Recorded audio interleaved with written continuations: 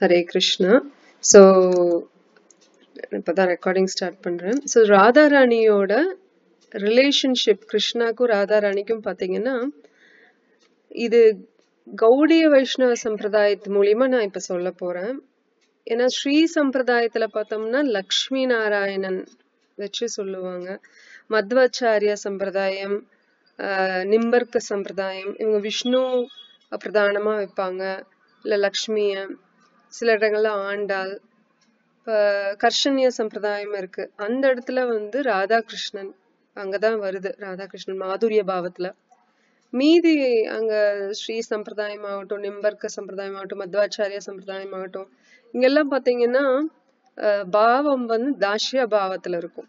நம்ம வந்து ஒரு சேவகன் அப்படிங்கிற ஒரு பாவத்திலையும், பகவான வந்து ஒரு மாஸ்டர் இல்ல ஒரு எப்படி ஒரு ராஜாவை பார்ப்பாங்க, அந்த மாதிரி அரசரை பாக்குற மாதிரி. பட் அப்கோர்ஸ் அரசர் மாதிரி பார்க்க மாட்டோம். பகவானை வந்து எல்லாம் வல்ல பெருமாள் அவர்தான், அதுக்கு கீழே தான் நம்ம அப்படிங்கிற அந்த தாஷ்ய பாவத்துல இருக்கும். இந்த கௌடிய வைஷ்ணவ சம்பிரதாயத்துலதான் எப்படி இருக்கும்னா ராதாகிருஷ்ணனை வந்து கிருஷ்ணனை விட ராதாவை பிரமாதமா பாக்குறது, ராதாவை தான் பிரதானமா பாக்குறது. கிருஷ்ணரை அடையணும்னா ராதாவோட கருணை, ஏன்னா ராதா வந்து கருணமாயி, கருணை எல்லாம் எங்கிருந்து பொங்கி வருது அப்படின்னா அதனோட சோர்ஸ் எங்க அப்படின்னு பார்த்தோம்னா அது ராதா ராணி கிட்ட இருந்து வருது அப்படின்னு சொல்றோம். அதனால ராதா ராணிய நம்ம ஃபர்ஸ்ட் அவங்கள வந்து நம்ம திருப்திப்படுத்தணும் அப்படின்னு வரும். இப்ப பிலாசபிக்கலா தத்துவ ரீதியா கிருஷ்ணர் பகவத்கீதை கொடுத்தாரு. ஸ்ரீமத் பாகவத்துல பகவானை பத்தி, பகவதத்தை பத்தி, ஐ மீன் பகவதர்கள் இருக்காங்களா, மகாபாகவதர்கள், அவங்கள பத்தி, பக்தியை பத்தி எல்லாம் இருக்கு. Okay fine. ஆனா ராதாராணியை பத்தி இருக்கா அப்படின்னா கிடையாது. ஒரே ஒரு இடத்துலதான் இருக்கும். மீதி எல்லா அந்த இடமே ரொம்ப சூட்சமமா தான் இருக்குமே தவிர ரொம்ப பகிரங்கமா எங்கேயுமே இருக்காது. ரெண்டு காரணம் உண்டு. சுகதேவ் கோஸ்வாமி வந்து வியாசதேவரோட பையன். சுகதேவ் கோஸ்வாமி பரீட்சித் மகாராஜுக்கு ஸ்ரீமத் பாகவத்தை முழுமையா கொடுக்கணும். அதுக்கு கொடுக்கப்பட்ட காலம் வந்து 7 நாள்ல எல்லாத்தையும் கொடுக்கணும். எல்லாத்தையும்னா அட்லீஸ்ட் அந்த சாரத்தை கொடுக்கணும் அவரு. ஏன்னா ஒரிஜினல் ஸ்ரீமத் பாகவதம் லட்சக்கணக்கான ஸ்லோகங்கள் இருக்கு. பட் நமக்கு அப்படியே அந்த கலியுகம்னு கிடைக்கும் போது, நம்மளுக்கு துவாபர யுகத்துல இருந்து கலியுகத்துக்கு வர்றப்ப நம்ம இந்த பிரபஞ்சம், இந்த பிரம்மாண்டத்துக்கு, இந்த பூலோகத்துக்கு நமக்கு கிடைக்கும் போது 18,000 ஸ்லோகங்கள். ஸ்ரீமத் பகவதத்திலேயே நிறைய வெர்ஷன்ஸ் இருக்கு. பிரம்மா எப்படி நம்மளோட பிரம்மா வந்து சத்துர்முக பிரம்மா, 4 முகங்கள் இருக்கு. சில பிரபஞ்சங்கள்ல 10,000 தலை இருக்கும், 10 தலை இருக்கும், 9 தலை, அந்த மாதிரி பல தலைகள் உள்ள பிரம்மாக்கள் இருக்காங்க. சோ அந்த இடங்கள்ல பாகவதமோட வெர்ஷன் வந்து டிஃப்ரெண்டா இருக்கும். நம்ம கிட்ட இருக்கிறது வந்து 18,000 ஸ்லோகங்கள் தான், 12 ஸ்கந்தங்கள். சோ அது ரொம்ப சின்னதுதான் அதை கம்பேர் பண்ணும்போது. அதுல இப்போ 7 நாள்ல பரீட்சித் மகாராஜுக்கு வந்து இவரு அந்த ப்ராமினென்ட்டா முக்கியமான சம்பவங்கள் எங்க நடந்திருக்கு, உத்தம பாகவதர்களோட அந்த லீலைகள் இருக்கும் இல்லைங்களா, பகவான் கூட இருந்த லீலைகள், இல்ல அவங்க எப்படி பக்தி பண்ணாங்க, என்ன பாவத்துல இருந்தாங்க, என்னென்ன அவங்க கிட்ட இருந்து கத்துக்கலாம், அந்த விஷயங்கள் எல்லாம் நம்மளுக்கு ஸ்ரீமத் பாகவத்துல பரீட்சித் மகாராஜுக்கு இவர் கொடுக்குறாரு இல்லையா. அது மட்டும் கொடுக்காம இந்த பிரபஞ்சத்தை எப்படி பகவான் கிரியேட் பண்றாரு, எப்படி சிருஷ்டி பண்றாரு, எப்படி வந்து அவரோட சக்தி வேலை செய்யுது. ஏன்னா 3 சக்திகள் இருக்கு, அந்தரங்க சக்தி, பகிரங்க சக்தி, ததஸ்த சக்தின்னு பார்த்தோம். இதுவே வந்து ஒரு டிஃப்ரெண்டா நம்ம இன்னொரு சக்தி இருக்கு. அதை வந்து நார்மலா வெளிப்படையா எல்லா இடத்துலயும் இருக்காது. என்னன்னா அது வந்து ஹ்லாதினி சக்தின்னு சொல்லுவோம். அது வந்து அந்தரங்க சக்தியிலேயே 3 விதமா பிரியும் போது சம்வித் சக்தி, சாந்தினி சக்தி, ஹ்லாதினி சக்தின்னு வரும். அந்த ஹ்லாதினி சக்தி தான் வந்து ராதா ராணிய பத்தி கொடுக்கறது. அந்த அந்த பிரேமை, ராதா ராணிக்கு வந்து கிருஷ்ணன் மேல இருக்கிற அந்த பற்று, அந்த பிரேமை வந்து இந்த மகாபாவம்னு சொல்லப்படுது. மகாபாவ ஸ்வரூப ஸ்ரீ ராதா தாக்குராணி சர்வ குணகாணி கிருஷ்ணகாந்தா சிரோமணி, இது சைத்தன்ய சரிதாமிர்தத்துல வருது. சோ ராதா ராணிக்கு தான் அந்த ராதா ராணி கிட்ட இருந்துதான் அந்த ஹ்லாதினி சக்தி வருது. அந்த ஹ்லாதினி சக்தி கிட்ட இருந்துதான் நம்மளுக்கு அந்த பிரேமம், பாவம், இல்ல மகாபாவம், இதெல்லாம் நம்மளுக்கு கிடைக்குது. அந்த மகாபாவத்துக்கே ஒரு உருவம் இருக்கு, தோற்றம் இருக்கு அப்படின்னா, ரூபம் இருக்குன்னா அது ராதாராணி தான். எல்லா குணங்கள் அன்லிமிட்டெட், அனந்தமா இருக்கு குணங்கள் இல்லையா, பகவானுக்கு இருக்கு, ராதாராணிக்கு இருக்கு. அந்த எல்லா குணங்களும் எங்கிருந்து வருதுன்னு, நல்குணங்கள் எல்லாம் எங்கிருந்து வருதுன்னா அது ராதாராணி கிட்ட இருந்துதான் வருது. கோபியர்களே நிறைய பேர் இருந்தாலும் இப்ப கிரீடத்துல நிறைய அந்த மணிகள், முத்து, பவளம், ரத்தனம்னு எல்லாம் பொருந்தி இருக்கும் அந்த கிரீடத்துல, ராஜ கிரீடத்துல. ஆனா நடுவுல ஒரு முக்கியமான ஒரு ரத்தனம் இருக்கு அப்படின்னா அது யாருன்னா அதுதான் ராதாராணின்னு சொல்லப்படுது. அவதாரி கிருஷ்ண யைச்சே காரே அவதார அம்ஷினி ராதா ஹைத்தே தீன கணேர விஸ்தார.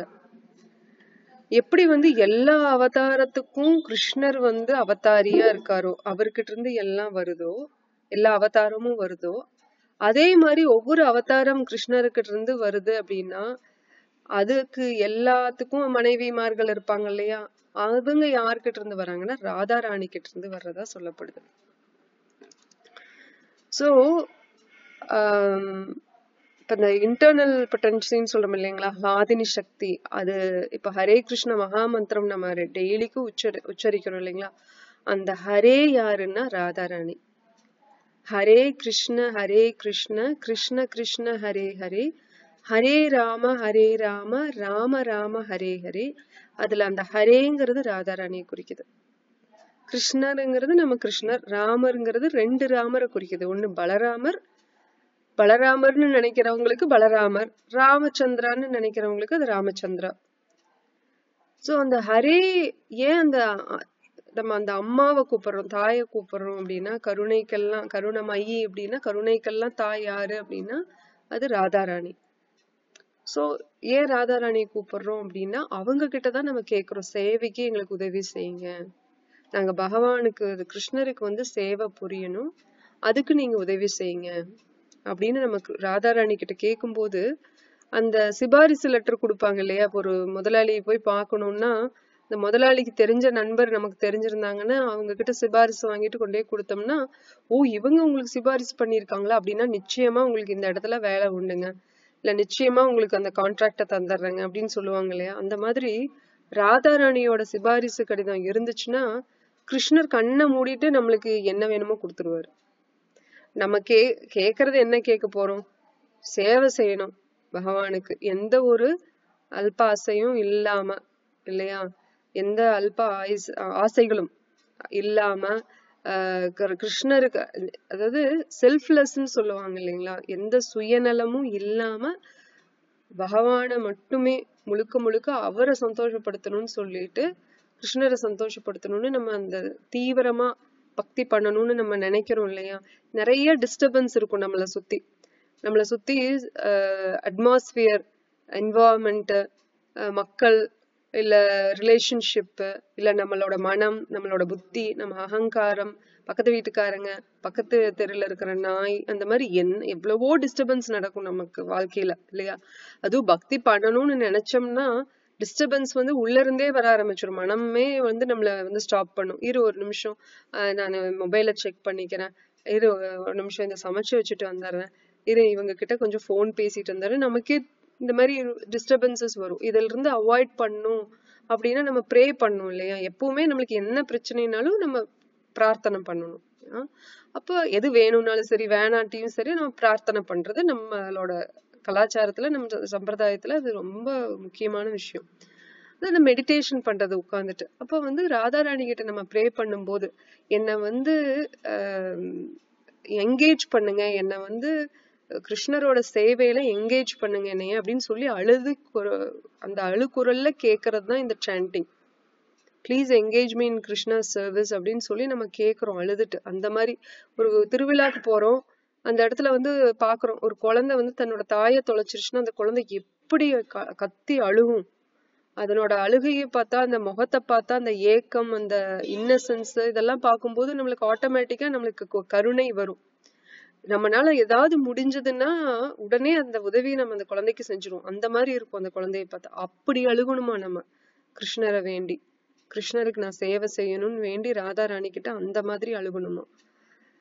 அது இது மாதிரி எல்லாம் நம்மளுக்கு கேட்கும் போதுதான் தெரியும், ஓ இப்படி பக்தி பண்றதுலயே இப்படி எல்லாம் பண்ணணுமான்னே நமக்கு தெரியாது. பக்தினா அப்படின்னா நம்மளுக்கு பக்தினா என்னன்னே தெரியாம இருக்கும் இல்லையா? உண்மையான பக்தி, உத்தம பக்தினா என்னன்னே நமக்கு தெரியாம, பொதுவா பக்தினா என்ன, போய் விளக்கு பத்த வைக்கணும், சாமிக்கு மாலை போடணும், ஒரு 2 நிமிஷம் கைய கூப்பி வணக்கம் சொல்லிட்டு எனக்கு வேணுங்கிறது லிஸ்ட்டை கொடுத்துட்டு திருப்பி வந்துடணும்.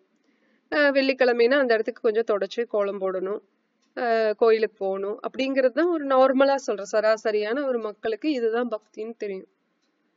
ஆனா ஆச்சாரியர்கள், கோஸ்வாமி இவங்கெல்லாம் சொல்றதை கேட்கும் போது நம்மளுக்கு பக்தினா ஓ இப்படி எல்லாம் பண்ணுமா அப்படின்னு இருக்கும். பிரபுபாதர் சொல்லுவாரு ஒரு லெக்சர்ல, நம்ம பண்ற பக்தியில நம்ம போய் கிருஷ்ணரை பார்க்கணுங்கிற மாதிரி இருக்கக்கூடாது, ஆட்டோமேட்டிக்கா கிருஷ்ணரே நம்மளை பாக்குற மாதிரி பண்ணணும் பக்தி. யாருடா இவன் இப்படி எல்லாம் பக்தி பண்றான், இவன் போய் நம்ம பார்த்தே ஆகணும்னு வரணுமா, அப்படி பண்ணணும். அப்கோர்ஸ் பிலாசபிக்கலா கிருஷ்ணர் எல்லாத்துக்கிட்டையும் எல்லா இடத்துலயும் ஒவ்வொரு அணுவும் தூணு துரும்புன்னு எல்லா இடத்துலயும் பகவான் இருக்காரு ஹிருதயத்துலன்னு. அதனால நம்ம அவரு தேடிதான் வரணுங்கிறது கிடையாது, ஆல்ரெடி நம்ம கிட்டதான் இருக்காரு. பட் அது மெட்டஃபாரா சொல்லப்படுது. அப்படின்னா அந்த அளவுக்கு அவருக்கு தேடுதல் இருக்கும், நம்ம தேடுறதை விட அவர்கிட்ட தேடுதல் இருக்கும். இன்னொரு சிறப்பு என்னன்னா, கௌடிய வைஷ்ணவ சம்பிரதாயத்துல பாத்தீங்கன்னா அந்த லாங்கிங், அந்த செப்பரேஷன், கிருஷ்ணரை விட்டு ராதாராணியோ கோபியர்களோ பிரியும் போது அவங்களுக்கு இருக்கிற ஏக்கம் பாத்தீங்கன்னா அவ்வளோ இருக்கும். கூட சேர்ந்து இருக்கும் போது கூட பிரிஞ்சிருவோமோன்னு ஏக்கம் இருக்குமோ, அந்த பிரிதல்ல ஒரு ஏக்கம் இருக்கும் இல்லைங்களா, அந்த அன்பு அப்படியே மல்டிப்ளை ஆகும். இந்த காலத்துல நார்மலா ரொம்ப பிரிஞ்சிருந்தாங்கன்னா அவங்க வேற கூட, இவங்க வேற ஒருத்தவங்களை கல்யாணம் பண்ணிக்கிறாங்க, அவங்க வேற ஒருத்தவங்களை கல்யாணம் பண்ணிக்கிறாங்க, டிஸ்டன்ஸ் ரிலேஷன்ஷிப் எல்லாம் ஒர்க் ஆகாதுன்னு போயிடுறாங்க. பட் ஜென்ரலா நம்ம அந்த கோபியர்களோட முக்கியமா ராதாராணி தான் கோபியர்களுக்கெல்லாம் தலைவி அவங்க. சோ அவங்களோட பாவத்தை பார்த்தா கிருஷ்ணரை விட்டு பிரிஞ்சிருக்கும் போது அவங்களோட ஏக்கமும் லாங்கிங், அவரை பார்க்கணும், கிருஷ்ணர் கூட திருப்பி பேசணும். அந்த ஒரு மரம் கருப்பா இருக்கிற மரம், தாமலை மரம்னு சொல்லுவாங்க, அந்த மரம் கருப்பா இருக்கும், கிருஷ்ணரோட கலருங்கிறதுனால போய் கிருஷ்ணர்னு நினைச்சு கட்டி பிடிச்சுக்குவாங்களாம் ராதாராணி. அதே மாதிரி ஒரு வண்டு வந்ததுன்னா கிருஷ்ணரும் கருப்பு, இந்த கருப்பு வண்டும் கருப்பா, அதனால நீ கிருஷ்ணர் அனுப்பிச்சு வச்ச ஆள் தானே நீ, கிருஷ்ணரு நான் என்னை விட்டுட்டு போயிட்டேன். இது எப்படின்னா விருந்தாவன்ல இருந்து மதுரா போயிடுவார் கிருஷ்ணரும் பலராமரும். அப்ப இவங்களுக்கு கோவம் ராதாராணிக்கு போயிட்டாங்க அப்படின்னு சொல்லிட்டு கிருஷ்ணர் ப்ராமிஸ் பண்ணிட்டு போயிருப்பாரு, ஆனா வந்திருக்கவே மாட்டாரு. அப்போ ராதாராணிக்கு அவ்வளவு கோவம், அந்த பம்பிள் பீய புடிச்சு திட்டிகிட்டே இருப்பாங்க, அந்த தேனிய புடிச்சு திட்டுவாங்க. நீ கிருஷ்ணா அனுப்பிச்ச ஆள் தானே நீ, அவன மாதிரியே நீயும் பொய் பிறட்டுங்கிறது உனக்கும் அது சாதாரணம் தானே, சொன்னபடி சொன்ன நேரத்துக்கு வர்றது கிடையாது, ஒருத்தங்க இங்க வெயிட் பண்றாங்கன்னு கூட உனக்கு தெரியாது, அந்த அளவுக்கு நீ இங்க சுத்திட்டு இருக்க, அவன மாதிரிதானே நீயும் இருப்ப, அவனோட மெசஞ்சர் மட்டும் இன்னும் சும்மாவா ஒரு இடத்துல உட்காருவானா பாரு, இந்த பூல இருக்க, அப்புறம் அந்த பூல போய் உட்கார்ந்துருக்க, ஒரு இடத்துல நீ இருக்கியா, எல்லாம் கிருஷ்ணர் மாதிரியே தான் அப்படின்னு சொல்லிட்டு அந்த தேனிய புடிச்சு திட்டுவாங்களா ராதாராணி. அப்போ இந்த மாதிரி அவங்களோட மூடெல்லாம் பார்த்தா பைத்தியக்காரத்தனமா இருக்கும்.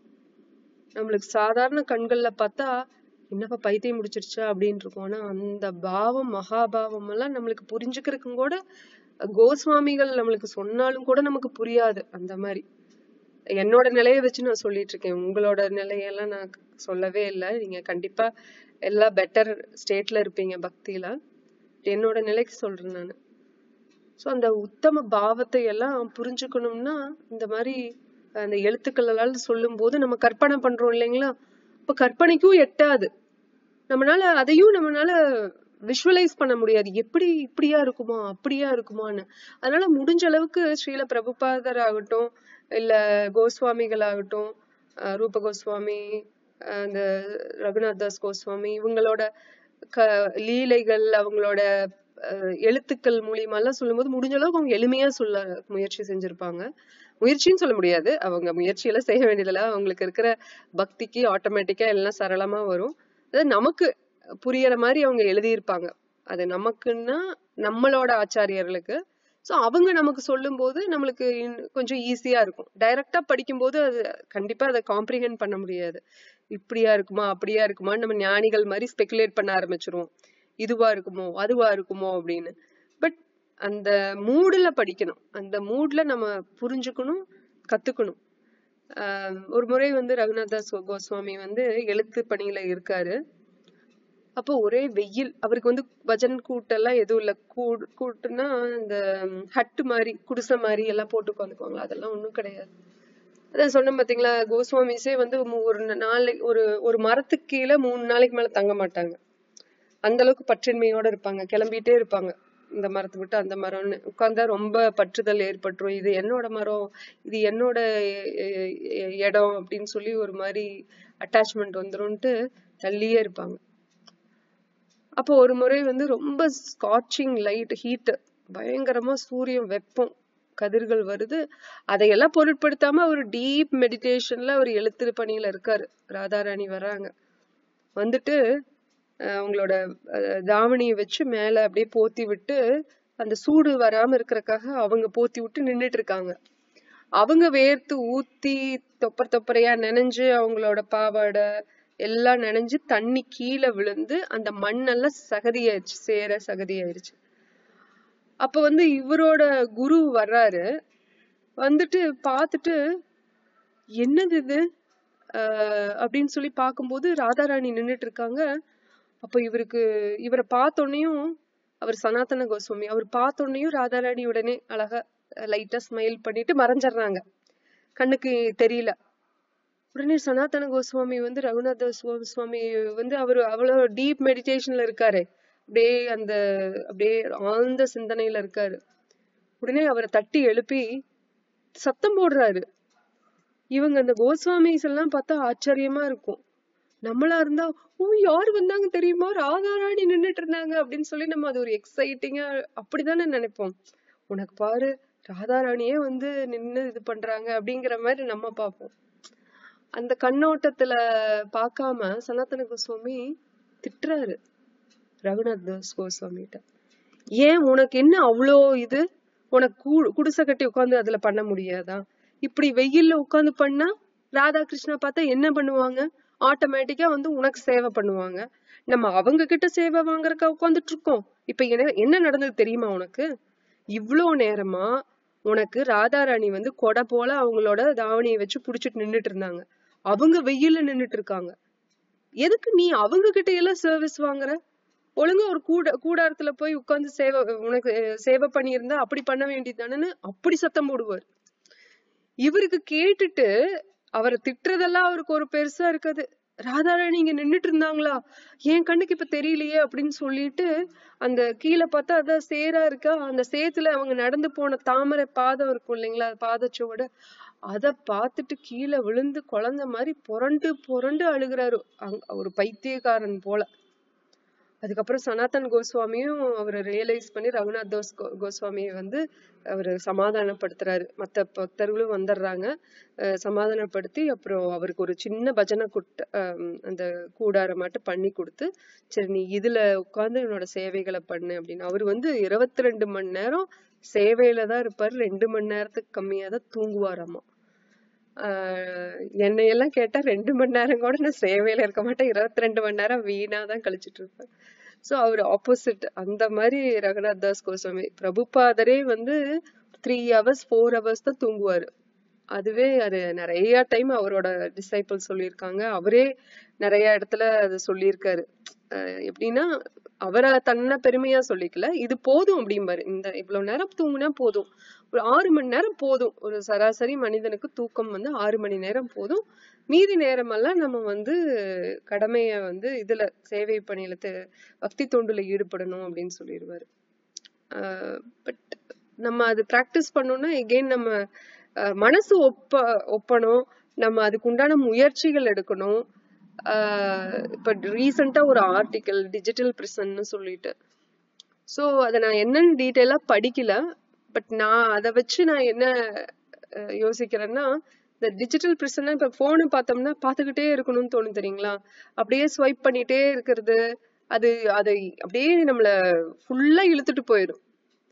பட் நம்மளோட ஸ்டைலுக்கு தகுந்த மாதிரி அல்காரிதம் வச்சு அவன் ரெக்கமெண்ட் பண்ணிட்டே இருப்பாங்க. ஓ உங்களுக்கு இந்த மாதிரி வீடியோஸ் பிடிக்குதா, நீங்க இந்த மாதிரி லெக்சர்ஸ் கேக்குறீங்களா, இந்த பக்தி சம்பந்தமா கேக்குறீங்களா, இதோ இந்த சாது இந்த ட்ரஸ்ட் ஆரம்பிச்சிருக்காங்க, அந்த சாது இந்த இது சேரிட்டபிள் விஷயம் பண்றாங்க, அவங்களுக்கு ஹெல்ப் பண்ணுங்க, இவங்களுக்கு டொனேஷன் பண்ணுங்க அப்படின்னு சொல்லிட்டு நிறைய ரெக்கமெண்டேஷன் வரும். அப்புறம் லெக்சர்ஸ் அதே மாதிரி ரெக்கமெண்டட் லெக்சர்ஸ் நிறைய வரும்.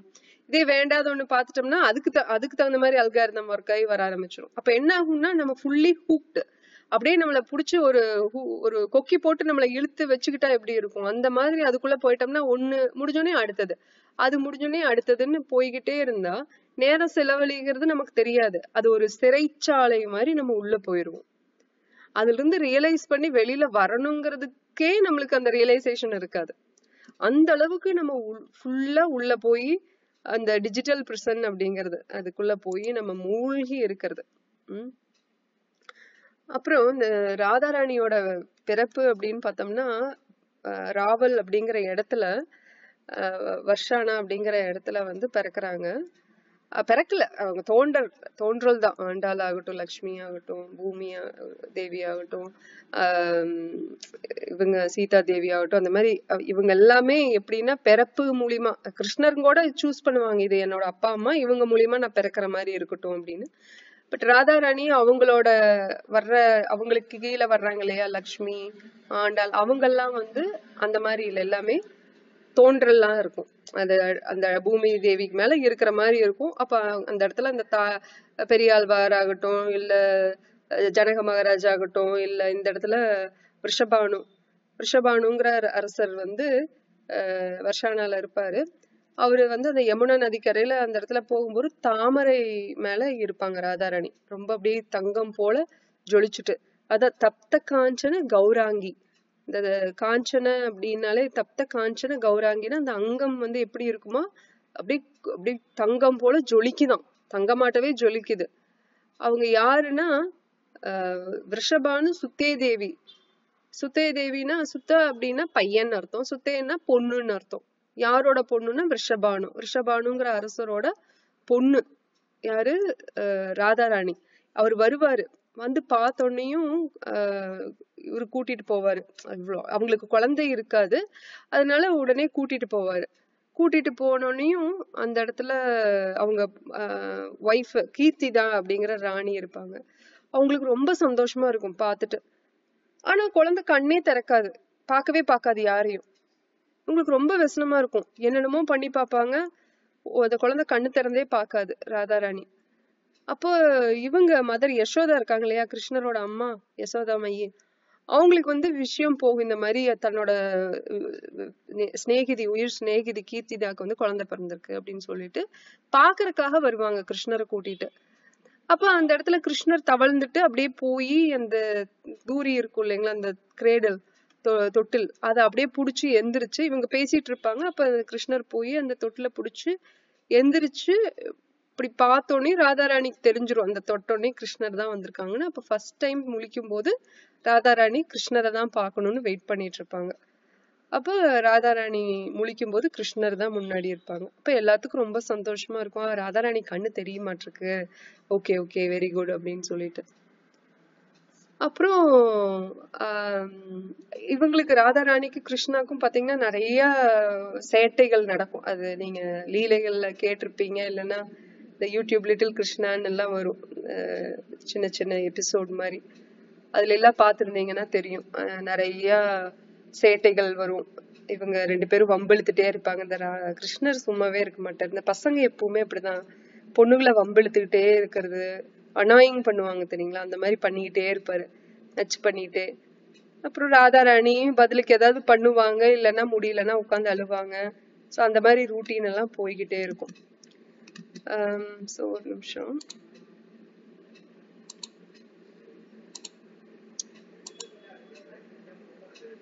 ஒரு முறை வந்து இந்த ராசலீலா முடிஞ்சோன்னையும் இந்த லேடிஸ்க்கு கோபியர்கள் எல்லாம் இருப்பாங்க இல்லையா, அப்ப வந்து அவங்களுக்கு எல்லாம் ரொம்ப ஒரு ஒரு வகையில ஒரு கர்வம் மாதிரி வந்துரும். நம்ம கிட்ட கிருஷ்ணர் வந்து டான்ஸ் ஆடிட்டு இருக்காங்க அப்படின்னு சொல்லிட்டு ஒரு கர்வம் மாதிரி வரும். அப்ப அந்த டைம்ல வந்து கிருஷ்ணர் எப்பவுமே ரெண்டு விஷயம் பண்ணுவாரு. ஒண்ணு வந்து நம்மளுக்கு பாடம் கத்து கொடுக்கணும். கர்வம் வருதா, அதாவது தப்பு பண்ணாலும், பக்தர்கள் வந்து தப்பு பண்ணாலும் அந்த தப்ப வந்து கிருஷ்ணர் வந்து திருத்துற விதத்துல திருத்துவாரு. இப்ப கவர்மெண்ட் மாதிரி தூக்கி ஜெயில போட அந்த மாதிரி பனிஷ்மெண்ட் அந்த மாதிரி சிவியரா இல்லாம, இப்ப இந்திரன் இருந்தாரு இல்லையா, இந்திர யாகம் நடக்கும் போது இந்திரனுக்கு அந்த கர்வம் வரும். எப்பவுமே இந்த மக்கள் எல்லாம் மழை வேண்டி என்னத்தான் வேண்டி ஆகணும், மழை நான் கொடுத்தாதான் அவங்களுக்கு செழிப்பு வரும், அப்பதான் அவங்களுக்கு விவசாயம் நடக்கும், அவங்கனால வாழ்வாதாரம் அப்பதான் அவங்களுக்கு நல்லா இருக்கும். சோ அவங்க என்கிட்ட எனக்கு யாகம் பண்ணியே ஆகணும் வருஷம் வருஷம் அப்படிங்கிற கர்வம் ஒரு சமயத்துல வந்துரும். அப்பதான் நம்மளுக்கு இந்த லீலை நடக்கும், கோவர்தன லீலை நடக்கும். அப்ப பயங்கரமா கிருஷ்ணர் கேள்வி மேல கேள்வி கேட்பாரு தன்னோட தந்தை இவர்கிட்ட, நந்த மகாராஜ் கிட்ட. ஏன் இதை பண்றோம், நம்ம ஏன் பண்ணணும்? கோவர்தன, கோன்னா பசுன்னு அர்த்தம், வர்தனன்னா பசுக்கு கொடுக்கற ஊட்டச்சத்து கொடுக்கற ஒரு விஷயம். அப்ப கோவர்தன மலைதான் பசுக்களுக்கெல்லாம் புல்லு கொடுக்குது, அங்க தண்ணி வருது. அப்போ அதை வச்சுட்டு விவசாயம் நடக்குது. பசுக்களுக்கு நல்ல புல்ல சாப்பிட்டுட்டு அங்க இருந்து சாப்பிட்டதுனால பசு நல்ல பால் கொடுக்குது, அதுல இருந்து பால் ப்ராடக்ட்ஸ் கிடைக்குது, டெய்ரி ப்ராடக்ட்ஸ். இவங்க அதை செய்யறாங்க இல்லையா, தயிர், பால், ஸ்வீட்ஸ், மோர், வெண்ணெய், அந்த மாதிரி எல்லாம் பண்றாங்க. சோ அந்த கோவர்தன மலையை சுத்தி சுத்தி தான் அவங்களோட வாழ்வாதாரமே இருக்குங்கிறது கிருஷ்ணர் சொல்லி கொடுப்பாரு. அப்போ இவங்க எல்லாம் ஒரு தடவை அந்த சமயத்துல யோசிக்க ஆரம்பிச்சிருவாங்க, அடடா கிருஷ்ணர் சொல்றது கரெக்டா தானே இருக்கு, நம்ம எப்பவுமே கோவர்தனன் அப்படின்னு பார்த்ததே இல்லையே, நம்ம இந்திரனுக்கு தான் யாகம் பண்ணுவோம், மழை வர்றதுக்கு இந்திரனுக்கு தானே யாகம் பண்ணுவோம்னு கிருஷ்ணன் சொல்லுவாரு. ஆனா இந்திரன் விஷ்ணுவுக்கு கீழே இருக்காரு, விஷ்ணுக்கு கீழே இவர் இந்த டிபார்ட்மெண்ட், ரெயின் டிபார்ட்மெண்ட்ல இருக்காரு. சோ அவரோட ஆட்டோமேட்டிக்கா அவரோட கடமை மழை கொடுத்து ஆகணும் இல்லையா. அப்ப நம்ம ஏன் அதுக்கு யாகம் பண்ணணும்? கோவர்தன பாத்தீங்கன்னா நம்மளுக்கு தண்ணி, புல்லு, பசுமாட்டுக்கெல்லாம், பசுக்களுக்கு, கண்ணுக்குட்டிகளுக்கெல்லாம் நல்ல சத்தான புல்லு கிடைக்குது, நம்மளுக்கு விவசாயம் அதுல இருந்து கிடைக்குது, அது மூலியமா நம்ம சௌகரியமா வாழ்றோம், எல்லாத்துக்கும் கொடுக்குறோம். அப்ப நம்ம கோவர்தன மலையை தானே கும்பிடணும் அப்படின்னு சொல்லிதான் அப்ப அவங்க இந்திர யாகத்தை நிறுத்தி கோவர்தன பூஜையை பண்ணுவாங்க. அப்புறம் உங்களுக்கு நடந்தது தெரியும் தானே, அதுக்கப்புறம் ரொம்ப கோபப்பட்டு அந்த முக்கியமான மேகங்கள் எல்லாத்தையும் அனுப்பிச்சு நல்லா வெள்ளம், மழை வெள்ளம்னு அந்த ஊரையே அழிச்சிரு அப்படின்னு சொல்லி இந்திரன் அந்த கர்வத்துல கோபத்துல அது ஒரு காரியத்தை பண்ணிடுவாங்க. அப்ப இந்திரன் பண்ணதுனால கிருஷ்ணருக்கு தெரியும் தானே, அப்ப கோவர்தன் மலையை கும்பிட்டதுனாலதானே எங்களுக்கு இந்த கதி, நீ சொல்லிதானே நாங்க இந்த வேலையை பண்ணோம், இப்ப பாரு இந்திரன் இந்த நம்மளுக்கு இப்படி எல்லாம் பண்றாரு, வெள்ளத்தை அனுப்பிச்சு வச்சிருக்காருன்னு சொல்லி எல்லாரும் போய் கிருஷ்ணா கிருஷ்ணான்னு சொல்லி கம்ப்ளைண்ட் பண்ணுவாங்க.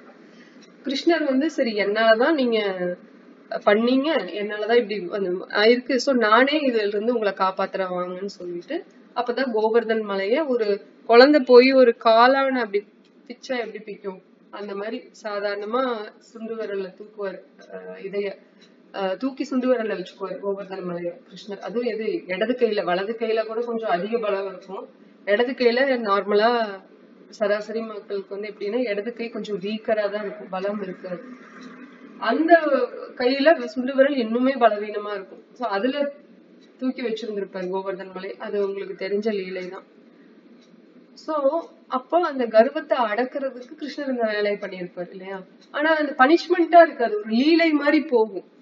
அப்போ இவருக்கு இந்திரனுக்கே ஒரு சந்தேகம் வர ஆரம்பிச்சு, உண்மையாவே நான் தான் இதுக்கு அதிபதியா இல்ல எனக்கு மேல யாராவது இருக்காங்களா, அந்த ஊரை வெள்ளம் வர வச்சு அந்த ஊரையே அழிக்கணும், எல்லாத்தையும் அழிக்கணும்னு பார்த்தா அவங்க எல்லாரும் நல்லாதானே இருக்காங்க, கிருஷ்ணர் எல்லாத்தையும் காப்பாத்திட்டாரு, என்ன விஷயமா இருக்கும் அப்படின்னு யோசிச்சு பார்க்கும்போதுதான் ஓகே நம்மளை விட சுப்ரீம் கிருஷ்ணர் தாங்கிறத மறந்து, கிருஷ்ணர் இங்க அவதாரம் பண்ணி இங்க வந்திருக்காருங்கிறதையும் மறந்து, என்னன்னே என்னோட அறிவை இழந்து நான் இந்த மாதிரி செயல்கள்ல ஈடுபட்டுட்டேன் அப்படின்னு சொல்லி கிருஷ்ணர்கிட்ட மன்னிப்பு கேட்க வருவார் இந்திரன்.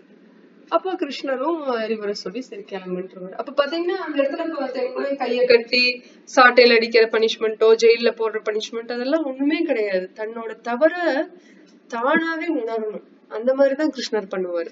பிரம்ம விமோகன லீலையிலும் அதே மாதிரிதான் வரும்.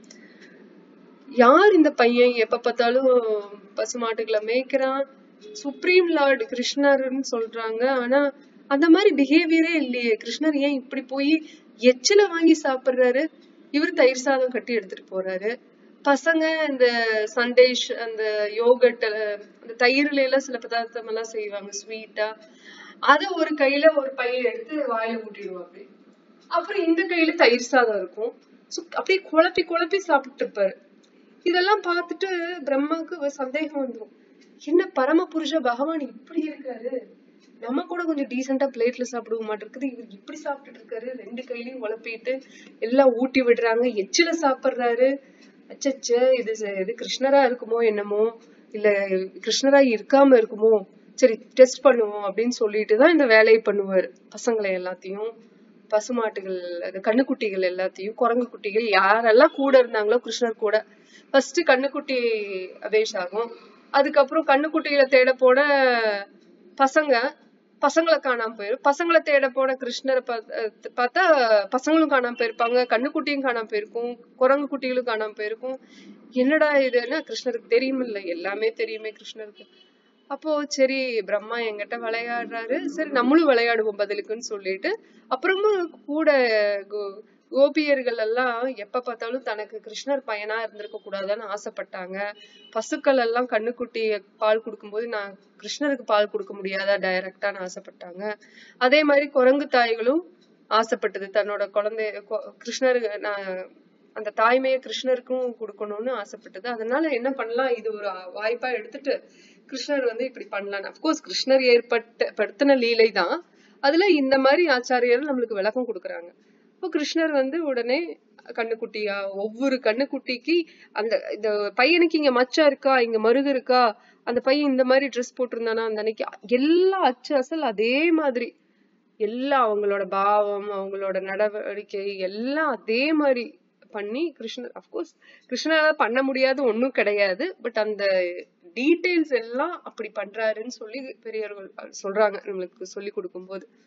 அப்ப எல்லாமே மாறிடுது, எல்லாமே கிருஷ்ணமயமா மாறிடுது அந்த பிருந்தாவன்ல. அப்ப எப்பவுமே இல்லாத பாசம் தாய் தந்தைக்கு இப்ப தன்னோட குழந்தைங்க மேல வருது. எப்போ ஒரு சாதாரண பாசம் இருக்கும், ஆனா இப்போ அளவுக்கு மீறின பாசம் வருது அந்த குழந்தை மேல. ஏன்னா அந்த குழந்தை கிருஷ்ணர். தன்னோட குழந்தைய எப்பவுமே என்ன பண்ணுவாங்க, தன்னோட குழந்தை கிருஷ்ணர் எல்லாரும் தான் ஒட்டுக்கா வருவாங்க மாடு மேய்ச்சிட்டு. ஆனா கிருஷ்ணர் தான் எதிர்பார்த்துட்டு இருப்பாங்க எல்லாரும். தன்னோட குழந்தை வந்தாலும் வான்னு சொல்லிட்டு கிருஷ்ணரை பத்தி கேக்குறது, கிருஷ்ணரை பாக்குறது, கிருஷ்ணர் எப்படி அழுக்கா வர்றாரு பாரு அதை அப்படியே ரசிக்கிறது, இதெல்லாம் தான் பண்ணுவாங்க. ஆனா இந்த ஒரு வருஷம், ஆனா பிரம்மாக்கு என்னமோ அது ஜஸ்ட் ஒரு லிட்டில் டைம் தான், போயிட்டு ரியலைஸ் பண்ணிட்டு வர்றதுக்குள்ள இங்க 1 வருஷம் ஆயிரும் பூமியில. அப்போ இந்த இடத்துல பார்த்தா குரங்கு குட்டிகளாகட்டும் கண்ணு குட்டிகளாகட்டும் எல்லாமே அந்த தாய் அதிக பாசம் அதுகிட்ட காமிக்கிறது, ஏன்னா கிருஷ்ணர் அந்த இடத்துல இருக்கிறதுனால. அப்போ நந்த மகாராஜ் யசோதாமைக்கே ஒரு இது மாதிரி ஒரு ஃபீலிங் வரும், டிஃப்ரெண்டா இருக்கே, பிருந்தாவனமே கிருஷ்ணர் இருக்கிற மாதிரி ஒரு ஃபீலிங் இருக்கு, எல்லா பக்கமும் சந்தோஷத்தை பாக்குறோம், நம்ம வீட்டுலதான் எப்பவுமே ரொம்ப அதிகமா சந்தோஷம் இருக்கும் ஏன்னா கிருஷ்ணர் இங்க இருக்காருன்னு. ஆனா இப்போ எல்லா பக்கம் அதே சந்தோஷம் இருக்கும், இப்ப எல்லாம் யாரும் இங்க அதிகமா வர்றதுல அங்கேயே எல்லாரும் சந்தோஷமா இருக்காங்க அப்படின்னு சொன்ன அந்த மாதிரி எல்லாம் சந்தோஷமா இருந்தா சரிதான் அப்படின்ட்டு இருப்பாரு. அதுக்கப்புறம் தான் பிரம்மா ரியலைஸ் பண்ணி தன்னோட தவற உணர்ந்து வருவாரு. அப்ப கிருஷ்ணரும் மன்னிச்சு விட்டுருவாரு. இப்ப ஒவ்வொரு இடத்துலயும் பார்த்தோம்னா கிருஷ்ணர் இந்த மாதிரி ஒரு லீலைகள் பண்றதே அந்த உண்மையான அவரோட பக்தர்கள் உணரணும், மனமா எப்படின்னா ஆத்மார்த்தமா அவங்க உணரணும். சும்மா நம்ம சொல்லி கேக்குறத விட அவங்களா மனசு ரீதியா உணர்ந்தாங்கன்னா தான் இந்த மாதிரி திரும்பி பண்ண மாட்டாங்க. இப்ப இந்த ராசலீலை நடக்கும்போது கோபியர்களுக்கு அந்த கர்வம் வரும் ஒரு சமயத்துல, நம்ம தான் பெரிய ஆளுக, நம்ம கூட தான் கிருஷ்ணர் விளையாடுறா இருப்பாரு அப்படின்னு சொல்லிட்டு. அப்ப இது தெரிஞ்சவும் கிருஷ்ணர் உடனே மறைஞ்சிருவாரு. மறைஞ்சோடனையும் எல்லாத்துக்கும் அந்த ஏக்கம் ரொம்ப வரும், என்னது இது இப்படி ஆயிடுச்சு அப்படின்னு சொல்லிட்டு கிருஷ்ணரை ரொம்ப தேடுவாங்க எல்லாம். எங்க போயிட்டார் கிருஷ்ணர். அப்ப அந்த இடத்துல கிருஷ்ணர் வேலைத்தனை என்ன பண்ணுவாருன்னா, இவருதான் சேட்டையை எல்லா டைமும் சேட்டை பண்ணுவாரு. அவர் என்ன பண்ணுவாரு, போய் நாராயணன் மாதிரி 4 கையில நின்னுக்குவாரு ஒரு இடத்துல. இந்த பிள்ளைகள்லாம் தேடுவாங்க இல்லையா, அந்த இடத்துல தேடி வருவாங்கன்னு தெரிஞ்ச அந்த பாதையில போய் முன்னாடியே நின்னுக்குவாரு 4 கையில. இந்த பிள்ளைகளுக்கு நாராயணன் மேல எல்லாம் பற்றுதல் இல்ல, கிருஷ்ணாதான், யாரு வந்தாலும் சரி கிருஷ்ணாதான். அப்ப நாராயணன் கிட்ட போயிட்டு நாராயணன் வந்து நிக்கும் போது சரி மரியாதை கொடுத்து ஏதாவது பண்ணுவாங்கன்னு கிருஷ்ணர் நின்னுட்டு இருப்பாரு. ஏன்னா கிருஷ்ணரை தான் மதிக்கிறது இல்ல, நாராயணன் நின்னா கூட மதிப்பாங்கன்னா அதுவும் இல்ல. ஒரு வணக்கம் சொல்லிக்குவாங்க, அது ஒரு மரியாதைக்கு நாராயண கிட்ட வணக்கம் எல்லாம் சொல்லிட்டு உடனே இந்த பக்கமும் கிருஷ்ணர் போன பாத்தையா அப்படின்னு கேட்பாங்க. பாத்தீங்களா நாராயணன்? இல்ல இல்ல அப்படின்னு அவரு பாவம் சங்கட்டமாயிரும். என்னடா இது நம்ம கிட்ட நம்மளை பத்தி கேட்காம கிருஷ்ணாவை பத்தி கேக்குறாங்க. அது கிருஷ்ணாதான், பட் ஸ்டில் அந்த ரூபத்துல இருக்கும்போது. அப்புறம் ராதாராணி வந்து அந்த இடத்துல இருக்க மாட்டாங்க, மத்த கோபியர்கள் தான் தேடிட்டு இருப்பாங்க. சோ இந்த இடத்துலதான் அந்த 10வது அத்தியாயத்துல 10வது ஸ்கந்தத்துல 8வது அத்தியாயம்னு நினைக்கிறேன் அந்த ஸ்லோகம். 10வது ஸ்கந்தத்துல 30வது அத்தியாயம், சாரி 28வது ஸ்லோகம்.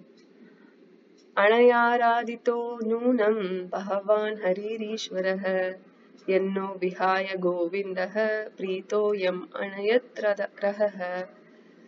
Certainly, this particular gopi has perfectly worshipped the all-powerful personality of Godhead, Govinda, since he was so pleased with her that he abandoned the rest of us and brought her to a secluded place. இது என்ன சொல்றாங்கன்னா, கோபியர்கள் எல்லாம் சொல்றாங்க கிருஷ்ணர் நம்ம கிட்ட கிடையாது, ஆனா நம்ம கிட்ட இருக்கிற ஒரு கோபியும் மிஸ்ஸிங், கிருஷ்ணரும் மிஸ்ஸிங். அப்போ அந்த கோபி கிட்டதான் கிருஷ்ணர் போயிருக்காரு. அப்ப அந்த பர்டிகுலர் கோபி எந்த அளவுக்கு எப்படி பூரணமா கிருஷ்ணரை வழிபடணுமோ அந்த மாதிரி வழிபட்டு கிருஷ்ணரை ரொம்ப சந்தோஷப்படுத்தியிருப்பா. அப்படி படுத்திருக்கிறதுனாலதான் கிருஷ்ணர் நம்மளையெல்லாம் விட்டுட்டு அவ கூட தனியா போயிருக்காரு அப்படின்னு சொல்லி அந்த ஸ்லோகத்துல வரும். ராதான்னு டைரக்டா இங்கேயும் வராது, ஆனாலும் அந்த இடத்துல ஆச்சாரியர்கள் நம்மளுக்கு சொல்லி கொடுக்கறது அன்யாராதிதோ நூனம். சோ அந்த இடத்துல கரெக்டா பெர்ஃபெக்டா ஆராதனை பண்ணவங்க ஒரு கோபி, அந்த அந்த கோபி வந்து ராதா அப்படின்னு சொல்லி நம்மளுக்கு ஆச்சாரியர்கள். பகவதத்துல ஏன் வந்து ராதாராணிய பத்தி சொல்லலைன்னா, 7 நாள் தான் இருக்கு, முக்கியமான விஷயங்கள் சொல்லணும். ராதாராணி தான் இருக்கிறதுலயே முக்கியமான விஷயம். இந்த கிருஷ்ணானாலே ராதா தான். ஆனா ராதாவை பத்தி பேசினா சுகதேவ் கோஸ்வாமி அப்படியே உடைஞ்சு போயிருவார். உடைஞ்சுன்னா அவர்னால தாங்கிக்கவே முடியாது அந்த பிரிவை. இப்ப சில சமயம் நமக்கு பிடிச்சவங்களை பத்தி பேசுறோம், நம்மளுக்கு பிடிச்சவங்க இந்த இடத்துல இல்ல, நம்ம கிட்ட இல்லைங்கும் போது நம்மளுக்கு கண் கலங்கும், வார்த்தைகள் எல்லாம் அப்படியே இதா வரும், கொளறி வரும், நம்மளால பேச முடியாது. அப்படி சுகதேவ் கோஸ்வாமிக்கு ஆயிரும்னு அவரு முன்கூட்டியே தெரிஞ்சதுனால பரீட்சித் மகாராஜுக்கு ராதாராணியை பத்தி சொல்லல. சொன்னோம்னா அவருக்கு 7 நாள் டைம்ல ராதாராணியை பத்தி பேசுறேன்னு ஆரம்பிச்சு இவரு அப்படியே உடைஞ்சு போய் உட்கார்ந்து சமாதி நிலைக்கு போய் அதுக்கப்புறம் மீட்டி கூட்டிட்டு வரக்குள்ள இவர் பாம்பு கடிச்சு இவர் செத்து போயிடுவாரு. அப்புறம் எங்க போய் இவருக்கு பாகவதம் சொல்றது, எங்க போய் இவரு கிருஷ்ணர் கிட்ட போறது? அதனால இவரு யோசனை பண்ணி இது மாதிரி ராதாராணியை பத்தியே சொல்லல அப்படின்னு சொல்லி நம்மளுக்கு சொல்லப்படுது.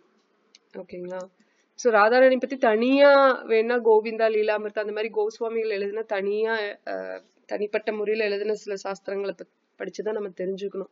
அது ராதாராணியை பத்தி பேசுறதுக்கெல்லாம் எனக்கு தகுதியே கிடையாது. பிகாஸ் எனக்கெல்லாம் அந்த அனுபவமோ பக்தியோ பாவமோ ஒண்ணுமே கிடையாது. பாவம் தான் பண்ணிட்டு இருக்கேன் தவிர பாவம் ஒண்ணும் கிடையாது. சோ ராதாராணியை பத்தி தெரிய வர்றதும் எனக்கு தெரிய வராது.